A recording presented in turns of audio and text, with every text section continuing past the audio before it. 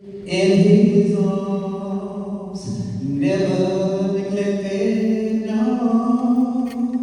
In his arms, I feel protected, and there is no place that I'd rather be, because I fell in love with Jesus. I fell in love with Jesus. I fell in love. You can love riding your bike. You can love all those things. But I want to specifically talk about the highest form of love, which is agape love. And so agape love, it deals with selflessness. It deals with being sacrificial. It's an unconditional care for others. It's concern with the greatest good of another. Let me tell you what it's not born out of. It's not born out of emotions and feelings. You know, it's fickle. That feelings are going to go. It's not born out of being familiar. And it's definitely not born out of attraction. Let me tell you where it's come from. It comes from the will, because you have to make a choice in this matter. Because that choice is going to require you to be faithful. It's going to require you to be committed, and requires you to sacrifice without expecting anything in return. You see, I don't think love, it doesn't come naturally to us in our sinful state, but it does come naturally to God. And it is an integral part of Him. Now, by all of us are drawing closer to Him and experiencing His love, we will be able to begin to understand what this real love really means. This is what happened in my life. But only through Him can we show and experience this agape love I'm talking about. You already know my name is Joyce Hamilton, and Brooklyn's in the house. Yes, I live in Palm Beach, but I'm very excited, I'm eager, I'm thrilled, and I am delighted to meet every last one of you. And I specifically want to thank Judge Tony, because I met her on a volunteerism trip in Barbados. I traveled with the travel group, we didn't know the ladies, and that's how I met this wonderful woman, Judge Tony. And let me also say, y'all have the coolest judge ever. Give it up for this coolest judge. Come on now. You know she's cool. We had a lot of fun with her. And even last year, she came to my 60th birthday party. Yes, didn't we have a good time? We had a great time. Thank you so much for allowing me this opportunity to speak today. One thing about me, because I want to tell you a little bit about me. I love to learn. I love education. And I love it in such a way that I got skipped from the 7th grade to the 9th. I live in Brooklyn, I'm from Brooklyn, but I got accepted to Lawrence High School in Manhattan, East 33rd Street. My high school, I used to have to ride the subway every morning to get to my school. My school had 10 stories high. We had escalators. How many of y'all know who won't be kind of like that? Tell that age. Wow, that's all that. We both graduated from the same school, class 81. Who won't I know? And so, in this school, I learned administrative work. By the time I got to high school, I could type 85 words per minute. And I learned penman, shorthand, dark and light strokes. And in this school, everything administrative, that's what I learned. Now, when I became a senior, they told me that I had all my credits early. And they said, because you have your credits early, we want you to report to the Empire State Building. I could look out the window and see the Empire State Building on the street. And by half the day, you come to class, and the other half, you're going to work for volunteer makers on the 82nd floor in the Empire State Building as a dictaphone typist. way back in the 80s. A difficult typist listens to the memo, with earphones on, and you type. I was typing numbers all day long. And then she said, they're going to pay you too. So that's why I ended up a whole senior year. Half of that went to class, the other half, I worked in the Empire State Building for Bonham shirt dealers. Now, there's something about me. I'm just not satisfied with just doing that. When I graduated, I was 16 when I graduated from high school. And when I graduated, I stayed on the job. I stayed there. And I stayed there for 1 year after I graduated. But I just wasn't satisfied. That's something. God put that in me. I'm not going to get difficult type for the rest of my life. And so I decided to go to corporate public school, Judge Tommy. I know the stenographer in Manhattan. I went to corporate public school, and I was doing very well. In 1 year, I made it almost 185 per year. And I had one more class to graduate, 225 words per day. And they said to me, it can take you up to 6 months to 1 year to master this to 25. And so I was all in, I was excited. And in life, you can be headed down the path, right? Everything is looking so good for me. I'm excited. But then I kind of veered off. Unknowingly, I veered off to the right because I thought I had met my knight in shining armor. I thought I was in love. I was young. I was 17. When I met him, he worked across the street for me from the Empire State Building. And he worked as a cook.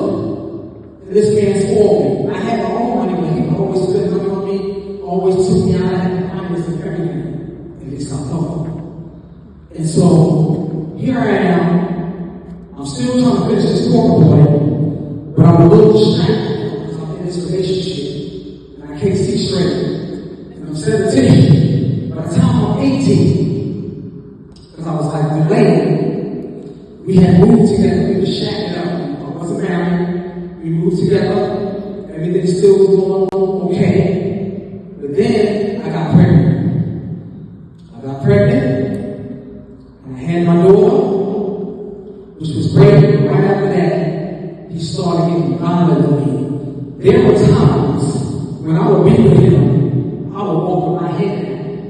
Because whenever I looked up, he was always accusing me, saying I'm looking at somebody. I wasn't looking at anybody. He was controlling me as what he was doing. When I was young, I was 18, I didn't know that. But he was straightened up, and then it get worse. I remember that time when he hit me in my face so hard, I saw stars. I was afraid of that man. And so, but when you're in a bad relationship like that, statistics say it take about 7 times to try to get out of it. And so, I did try to get out of it when they sweet talked me. And then I was saying it, then I'm out here, just going on, and I ended up getting pregnant again. I got pregnant again, I was still trying to finish this corporate public school. I was still trying to do it, but it was just a little bit too much for me. And so, after I had my first child, I really tried to finish and I couldn't. So I ended up, I was going down this way, I just had my own money. When I went down this path, now I'm getting food stamps and I'm on welfare. I'm like, really low, I have nothing now. Now, in the 80s, I know y'all remember this, I don't know if you remember, New York had really bad. He got strung out off of freebase. They call it crack now. Back then, it's called freebase. His cousin got strung out on that freebase, and now he's really a madman, okay? Any little bit I had, this brother was trying to take from me. My little food stamps, my little welfare, it got violent. I moved back home with my mom and my dad. And so when I moved back, that didn't stop him because he was stalking me every day. He was always outside, hiding behind somewhere. And so I remember I would come outside and he would snatch our daughter and run with her. I thought I would never see my daughter again. That went on for a long time. And he told my parents, if I can't have nobody else with me. And the last straw was when he said this: if she don't come out of that house out there, I'm gonna burn this place down. I even had an order of protection, but it didn't work because by the time the police came, he was gone. So I was trying everything, but he was just a lot of man. He was not in his right mind. And so this is what my mother said to me. She said, because you look like you're still hanging around for some time, and you gotta get out. I'm gonna put me out. I was 6 months pregnant. I had a 1.5-year-old. My mother said, you have to leave. I had nowhere to go. I was homeless.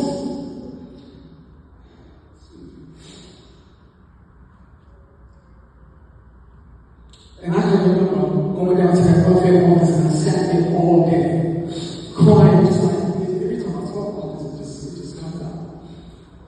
Just crying because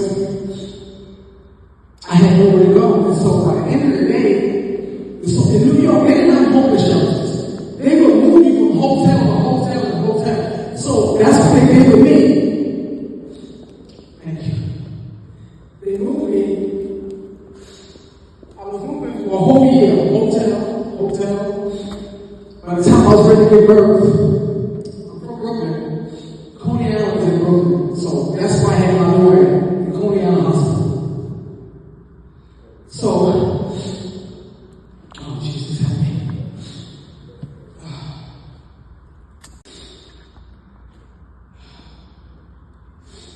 I ended up moving in this building I was in. New York had squatters living in buildings, you know. They had slumlords, they had buildings where they had jimmy rig the lights and all that stuff. And so I moved in this building that I was living in. After I had my daughter, she was about 6 months old when I moved in that building. The door was on the hinges. I had a mattress on the floor, and I had a cat to keep the rats away. New York had a lot of rats. I know somebody should have raped me, mugged me, and killed me. But I knew God was covering me. I didn't know then, I know now. He covered me.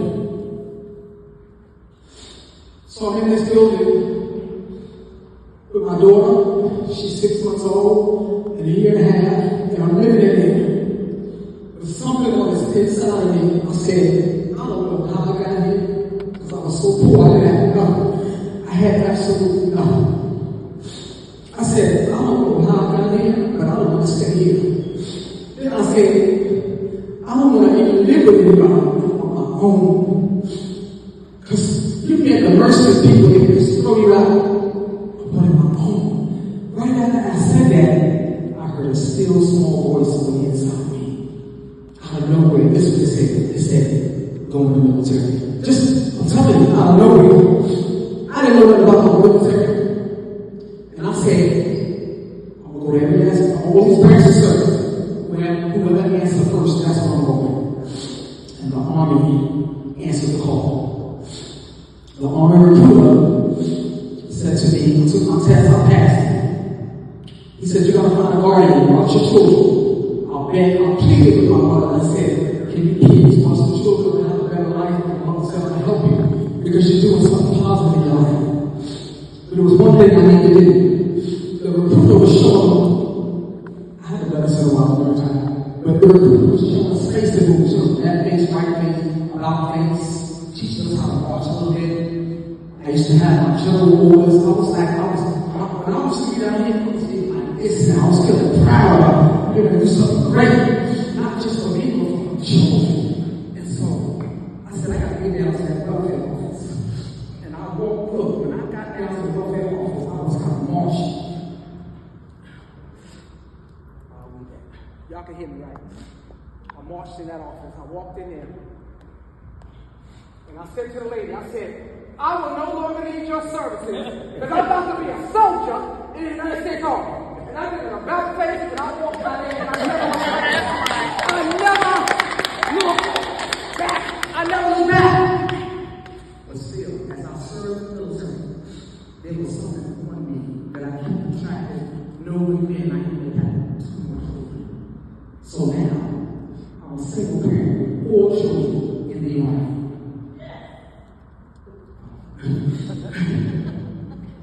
And so I was like, He's my journey. And so I was invited to church. And I know when the pastor was preaching, that message was directly for me. Because these are some of the words he had said. He said, God will be a father to the fatherless. I said, I want to obey God. He said, I'm going to need some help raising these kids.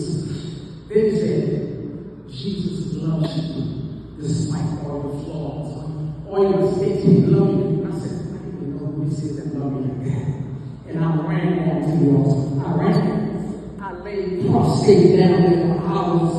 And they prayed for me. And I said to them, I said, whatever's on me, get it off of me. Just get it off of me. It was 5 people praying over me. And by the time I got up, it was like scales fell off my eyes, and I was able to see clearly. I told my children, I sat down and I said, as for me and my house, we gonna serve the Lord. That's exactly what I did. God was cleaning me up so much. I was serving in church. I was inviting so many people to church. I was telling about what God had done in my life. I just couldn't stop it because if something good, you gotta share it.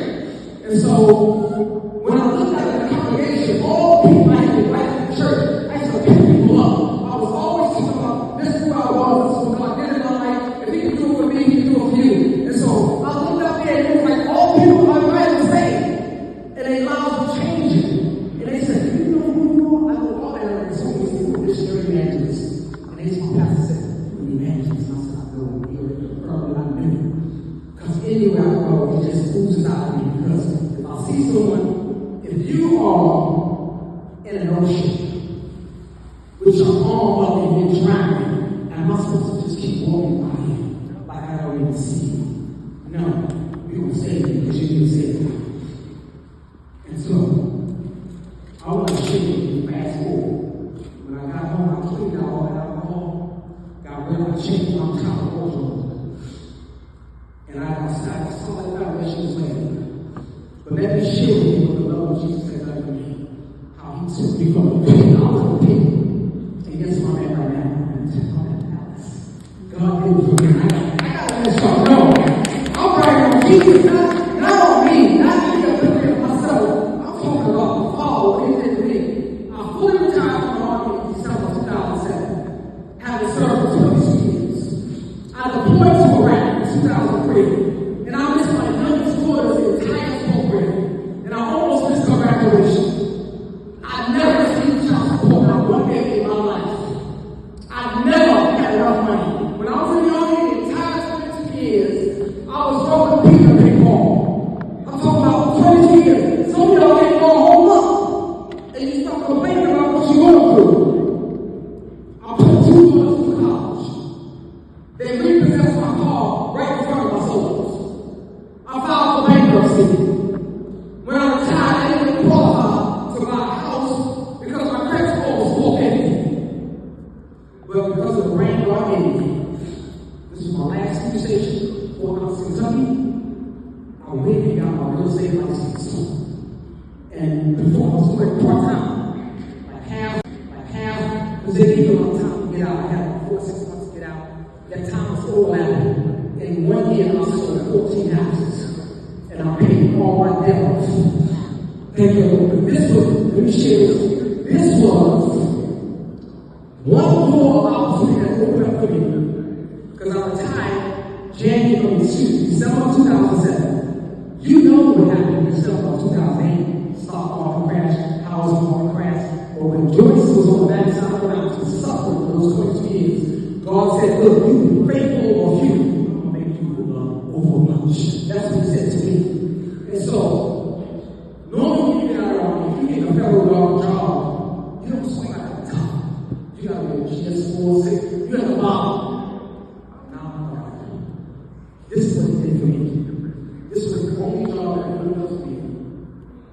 I worked for civil service. They told me how much money I was going to make. I didn't even look at it first. They paid me 6 figures. I went from nothing to 6 figures.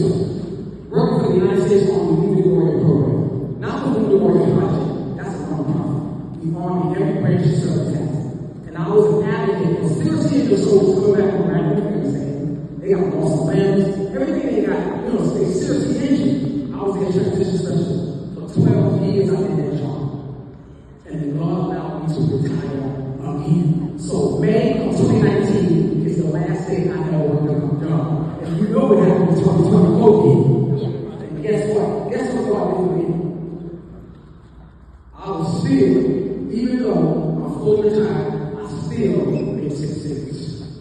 Come on now. Y'all better hear what I'm going to say, what I'm saying. And you see where I was at. I was homeless. I was out of my home. I live in Florida. It's valued at $1 million a house that I live right now. I brought a $90,000 car to Jaguar F-Pace. SVO. God did it for me. Look it up. It's $90,000. That's the start. And my credit score was 837. Come on. Only one thing for Christ is going to last. You gotta never give up. And I did not be before you. But when you be standing here before you, testifying of the goodness of Jesus, you gotta connect with Him. That's the chief of agape love. He loved me and He showed me what real love is. Since then, I am a licensed minister. I have my bachelor's and master's in social work. Jesus was a great social worker. I own my own 501c3 nonprofit, the Lord's Pursuit. I feed hungry homeless in the community. We feed, lead, and fulfill the need. And I'm a co-author of this book, Behind the Right, Volume 3. This military soldiers is in this book telling our story. And I'm in the process of writing my own book this summer. It's going to come out. And I'm going to launch in April 2025. This is biblical disciple. This is a ministry that God put in my heart to train people how to be. God didn't say go make converts. He said go make disciples. And so this is what's called biblical disciples. And so what I'm going to do is open up my home to people. I'm going to launch a community discipleship evangelism missions program to teach, train, and perfect the saints for the ministry work. All 4 of my children are successful. I'm a graduate of 5, and I live each and every one of them. And I want to say thank you all so much for allowing me this time to share how Jesus' agape love shown towards me has changed my life and how He can change yours. I know I never would have made it without it. And if there's anyone in there who would love to know more about Jesus so that you can obtain this agape love, just see right after this video. But I want to leave you with this number. True agape love is far beyond words. It's an experience. It's an action.